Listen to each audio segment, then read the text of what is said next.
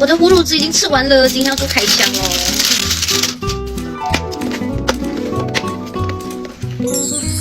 我是葫芦籽的爱好者，葫芦籽它就是可以针对我的喉咙不舒服啊，或者是喉咙有痰、咳嗽，或者是鼻子敏感，都非常有效的一个功能性的食品。这个葫芦籽里面呢，不单单只是葫芦灵芝之外，它还是有这个维他命 C 呀，还有甘草，还有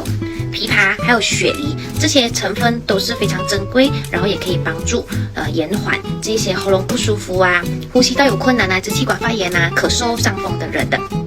那么我们的葫芦籽呢，它是有2个口味，然后这边有写着这个狸猫的，这个就是芒果口味的。芒果口味的话就是酸酸甜甜，小孩子都非常喜欢。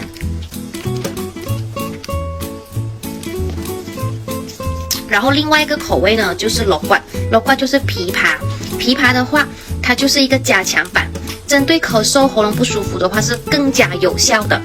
如果你是想要针对咳嗽啊，或者是中华 positive 的后遗症啊，还是有痰啊、喉咙痒痒的话，我会比较建议是拿萝卜。如果是不喜欢枇杷的口味的话呢，那么你可以尝试我们的芒果口味了，就是酸酸甜甜的，2个效果都非常非常的好，所以你自己可以来试一试看。葫芦籽现在都有在做着优惠哦，说如果想要得到这个优惠的这个价钱、这个配套的话，马上来联系我，我是黄飞。